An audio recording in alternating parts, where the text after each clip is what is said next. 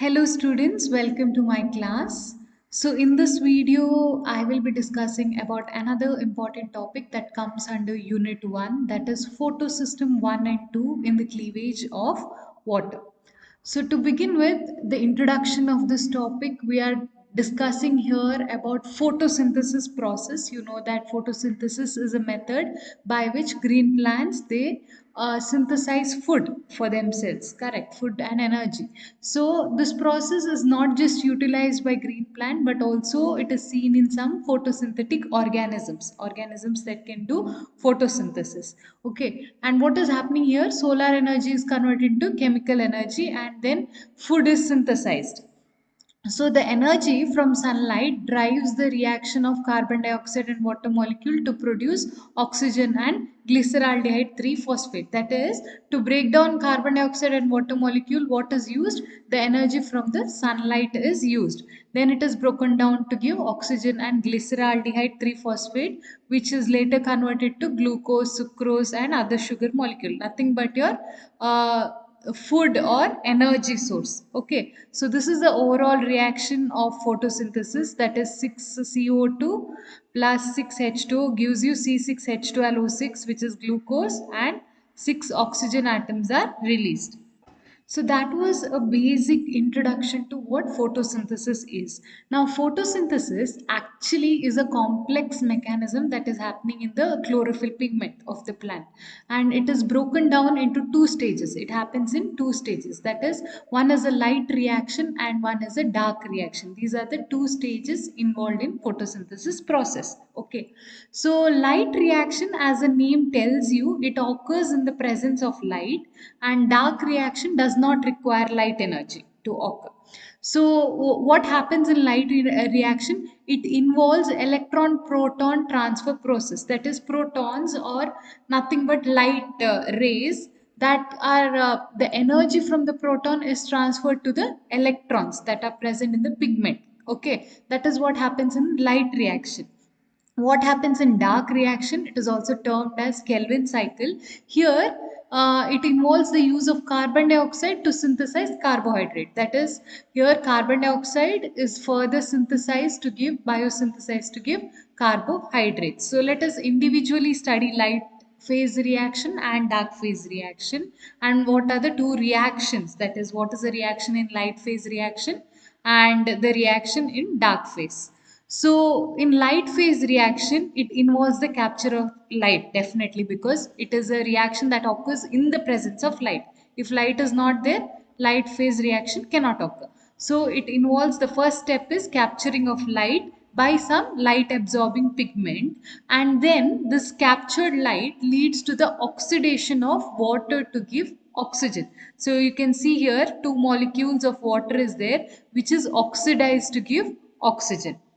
And then simultaneously there is also reduction of NADP plus to NADPH, that is reduced nicotinamide adenine dinucleotide phosphate. That is, there is oxidation. One is oxidation of water to give oxygen, and simultaneously you can see reduction of NADP plus to NADPH. These are the two reactions, main reactions that is taking place in light phase reaction. Then also there is synthesis of some ATP, that is two molecules of ATP is also synthesized in light reaction. Second, we are studying about dark reaction. What is happening here? In dark phase, what happens? The NADPH that is synthesized here in the previous step, that is in the light phase reaction, it reduces the carbon dioxide to give carbohydrate. And there is also consumption of ATP. Some amount of ATP is consumed, and this reaction is often also described or named as Kelvin cycle. So what is happening? Dark phase reaction, it is actually dependent on light phase reaction. Whatever NADPH has been synthesized in the previous step, it is used to reduce the carbon dioxide to give carbohydrate. And also here in this step there is consumption of some amount of ATP molecule. So this light absorbing is there, no, by the pigment. When we say it in one sentence that light is being absorbed by the pigment, but it is actually a very complex process. Light being absorbed is involved with several sub steps. A lot of steps are involved in it. So we are going to study about that. So to we'll study about photosystems, which are actually the main component for absorbing the light energy. So what is a photosystem?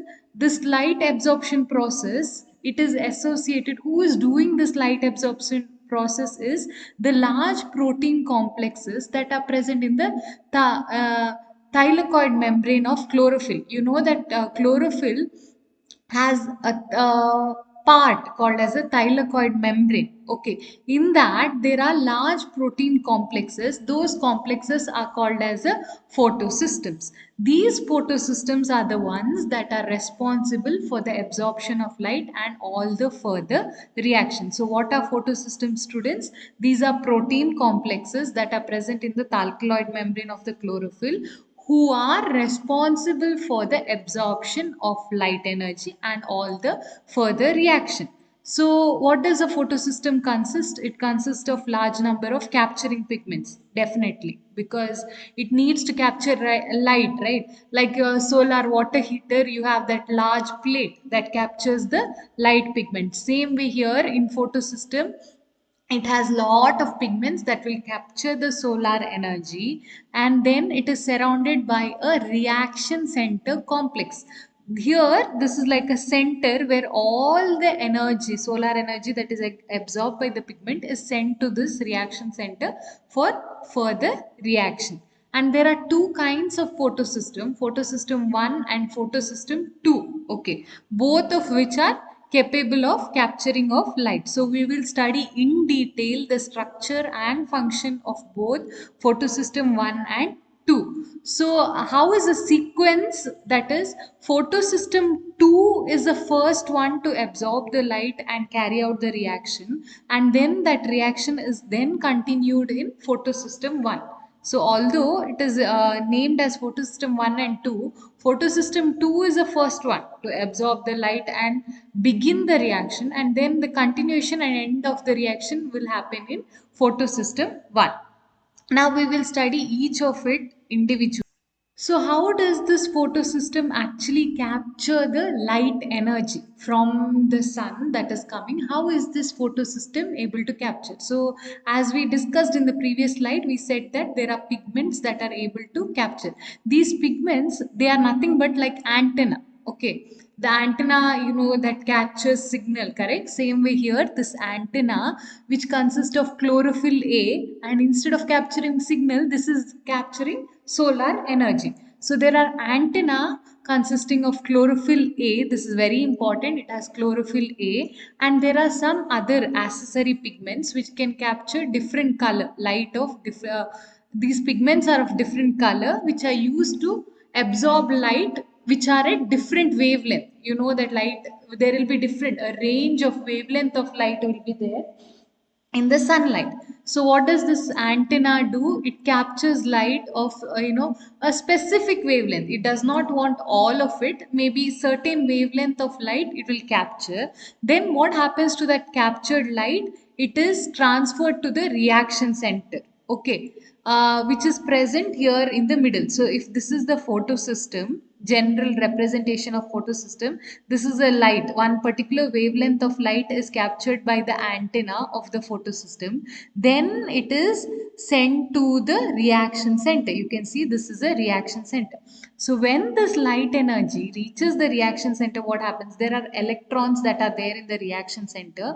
They will immediately take up this energy from the photon that is coming, or the light energy, and they will get excited. You know that whenever you give energy to the electron, they will go to their higher energy state, correct? So what will they do? They will immediately take up this energy from light. Okay, light means a source of energy, correct? So, or you can call it as photon. So they are immediately taking up energy from this photon and they are getting excited. This is how a photosystem actually captures the light. So now we are studying about each of the photosystems individually. We will start with photosystem number 1 and then we'll study about photosystem 2. What do you need to know in the photosystem is one is what is their structure, what is the main component of their reaction center, and two, how do they actually work. Okay, so we will start with the photosystem 1. It is a light driven because obviously it requires light.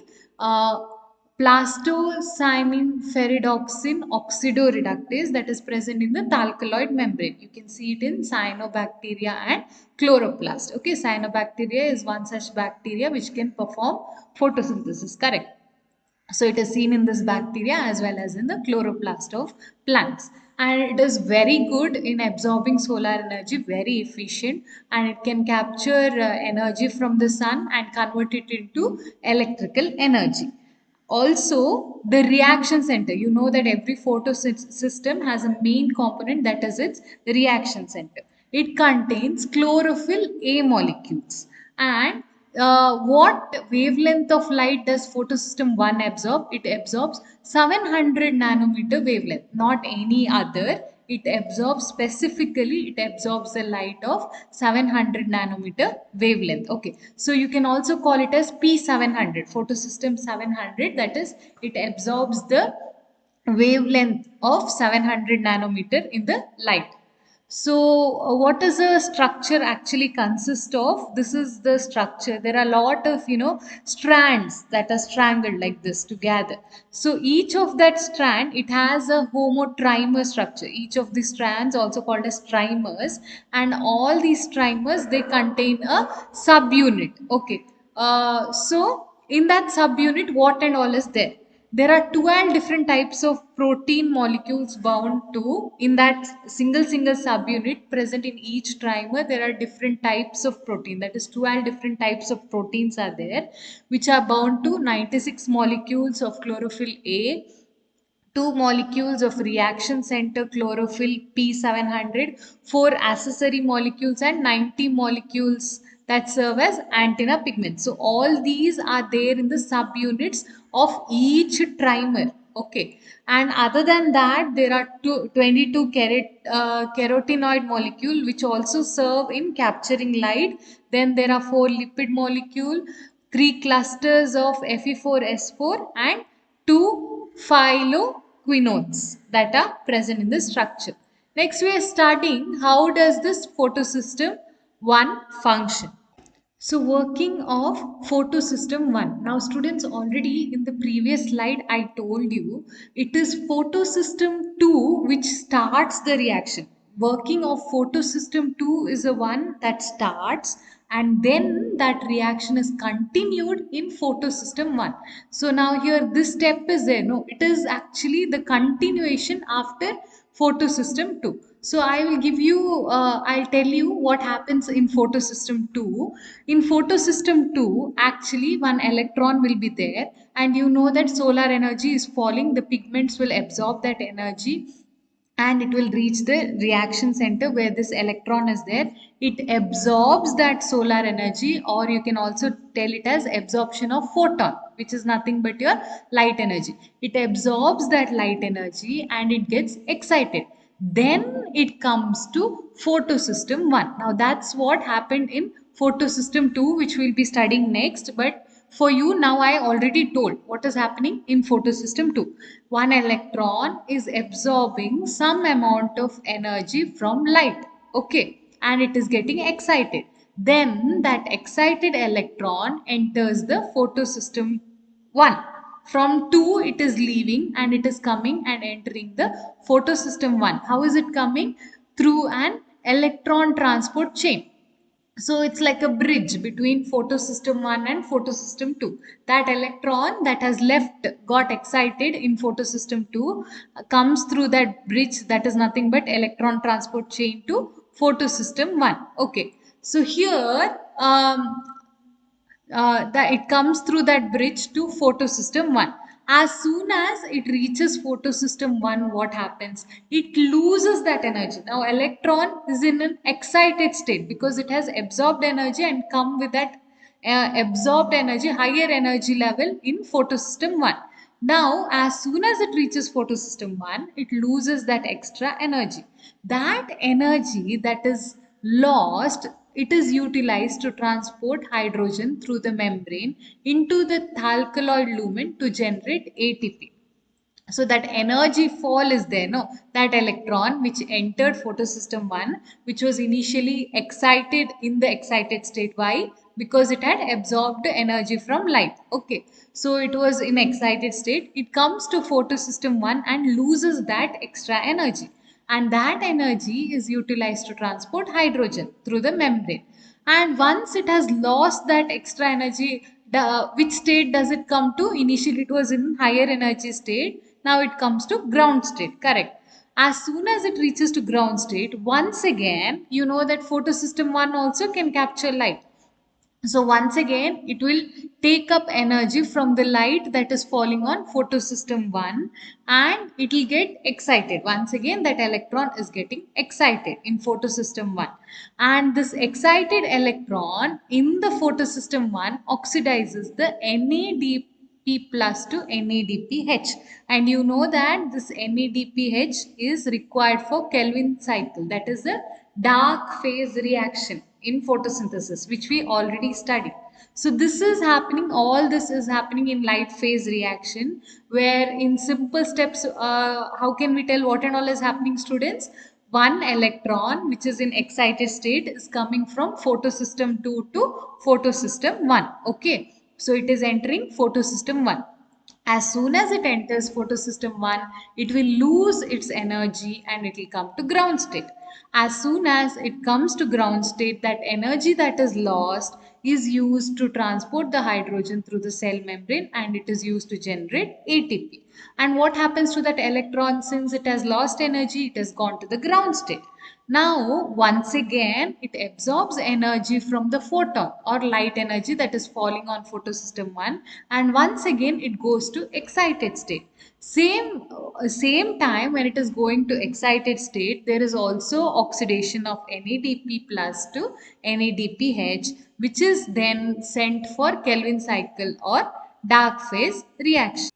So that was about photosystem 1. Now we are studying about photosystem 2. First thing is, how is the structure of photosystem 2? This is how photosystem 2 looks like. So it has multi-subunit pigment. It is a multi-subunit pigment protein complex. That is, there are a lot of subunits in it with lot of pigments. Okay.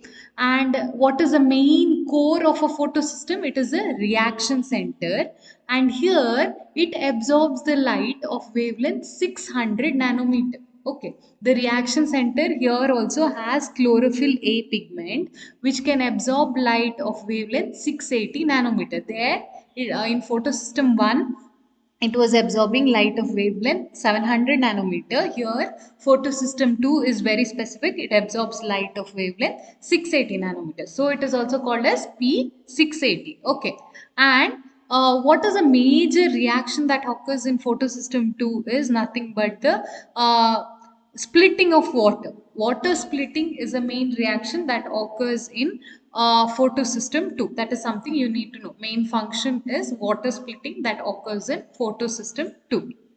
There it was the conversion of NADP plus to NADPH, correct, and also the generation of ATP. But here in photosystem 2, it is water splitting. We will study how it occurs later. And the figure, this is the figure of photosystem that has 20 different protein molecules that are bound to 50 or more chlorophyll A, two molecules of the reaction center having chlorophyll P680, that is, which can absorb light of wavelength 680 nanometer. And there are two accessory molecules, two molecules of pheophytin. Pheophytin is nothing but chlorophyll which is independent without Mg plus ions. Okay, and then the remaining molecules of chlorophyll serves as antenna pigments for absorption of light. And also there are carotenoids which also do the work of antenna, that is absorbing light. And also there is plastoquinone. Next, we are studying what is the mechanism happening, how is the working of photosystem 2. So working of the photosystem 2 is very very simple. I said that this is the first part of the reaction that occurs. Second part happens in photosystem 1. So what is happening in photosystem 2? You know that one electron which has absorbed energy is going from photosystem 2 to photosystem 1. That we are studying here. Step number 1 is light absorption. That is, it absorbs the pigments that are there. They absorb the light of 680 nanometer here. Okay. After that, that light reaches the reaction center where there is electrons. So that electron take up that energy from light, and there is excitation of energy from lower energy state to higher energy state, and this electron travels down the electron transport system. Now where is this electron going, students? You should know this, because this electron is, we discussed this earlier, this electron is actually going to photosystem 1. Now I hope you're understanding it, because that time we studied the second half. Now we are studying the first half. That time I was telling you one electron which is in excited state is coming to photosystem 1. But from where is it coming? It is this electron that is going to photosystem 1. So what happens here? Step number 1 is light absorption. Step number 2 is that light absorbed is helping the electron to get excited to higher energy state, and this electron is transported along that bridge to photosystem 1. Okay, so along with this, what is happening? More H plus is pumped into the thylakoid pigment, sorry. Along with this electron that is going to photosystem 1, more of the H plus is pumped into the pigment or compartment. Okay, then you know that this electron, now it has already left through the bridge, it has gone and reached photosystem 1.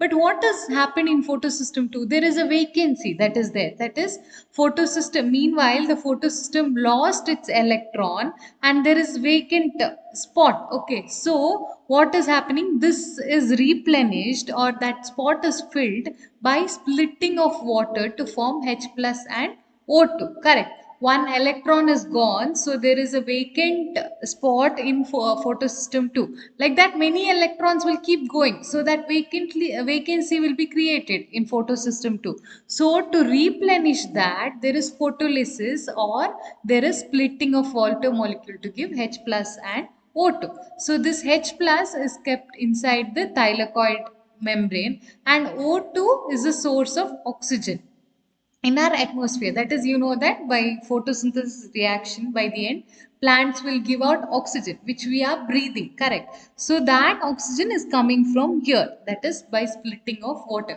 Why does splitting of water take place? What is the reason? In order to replenish, because a lot of electrons are leaving, so there is vacancy created. So in order to replenish or fill up that vacancy, there is splitting of water to give H plus and O2.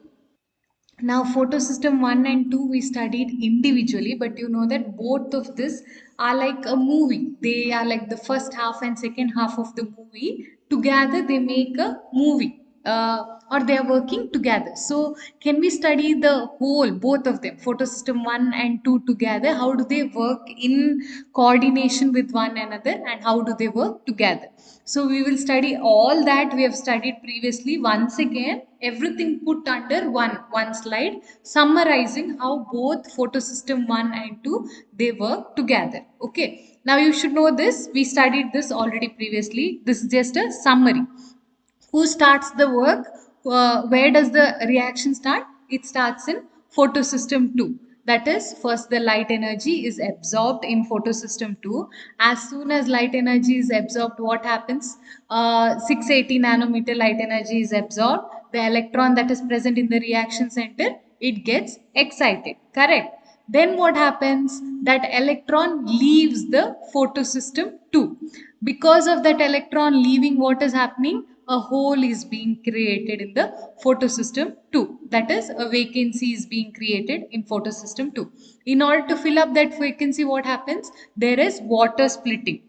An electron is extracted from water. That is, there is splitting of water and electrons are being extracted from water. Why is that done? Because one electron is leaving. And so there is a vacancy or hole that is created. What happens in the third step? In this water splitting process, there is oxygen that is generated, correct? Water splits into H plus and oxygen. So that oxygen that is generated will be given out to the atmosphere for all the living beings to breathe by the plant. Okay, this is the third step.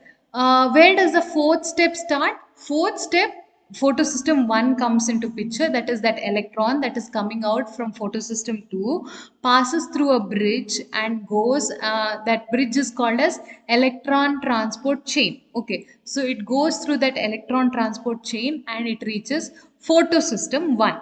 What happens in photosystem 1? As soon as that electron reaches photosystem 1, what did I tell you? It loses that excited energy. It will be in excited energy state, it will come to ground state.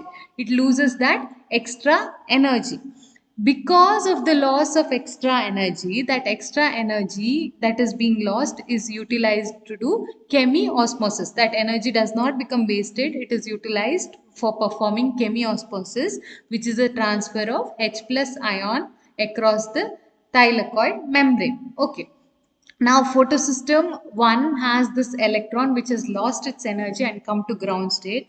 Once again that electron gets excited, how? By absorbing light, this time light of wavelength 700 nanometer, because you know photosystem 1 can absorb light of wavelength 700 nanometer, and as it absorbs that light and gets excited, there is simultaneous reduction of NADP plus to NADPH.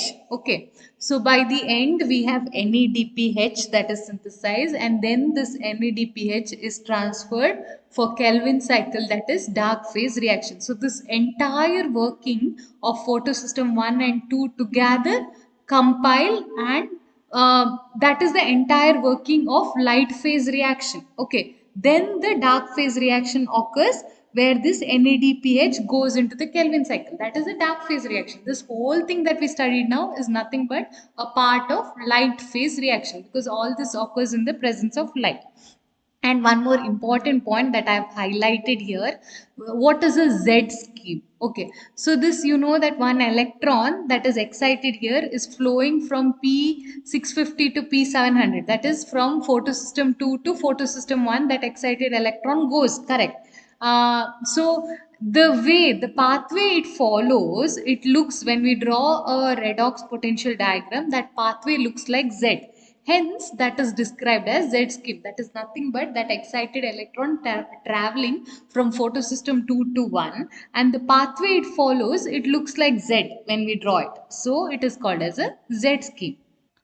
So our last slide is nothing but we have to study about the difference between photosystem 1 and 2. Now we have already studied structure, working, everything of both the photosystem. Now it is time to differentiate how each of it is different from the other.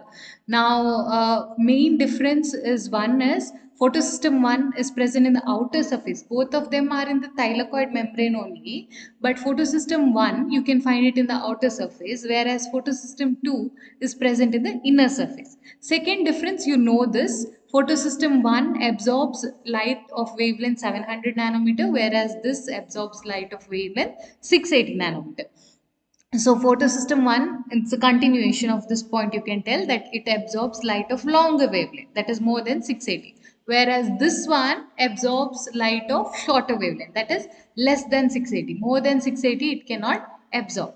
And the next point is it participates in cyclic as well as non-cyclic phosphorylation reactions, whereas photosystem 2, it participates only in non-cyclic photophosphorylation reactions. Okay, and then what is the main function here? It is associated with, it is not associated with photolysis of water, that is splitting of water. You know that splitting of water mainly happens in photosystem 2 and it does not happen in photosystem 1. So this is not associated with photolysis of water, whereas this is associated with photolysis of water or splitting of water. And what is its main function? Its main function is ATP synthesis. The main function of photosystem 2 is ATP synthesis as well as hydrolysis of water. This point is very important. Hydrolysis of water or water splitting, where does it happen? It happens in photosystem 2 only, not in photosystem 1. That is the main function of photosystem 2. So with this, we have come to an end of the topic regarding photosystems. I hope you have understood. So have a nice day, students. Take care. Bye.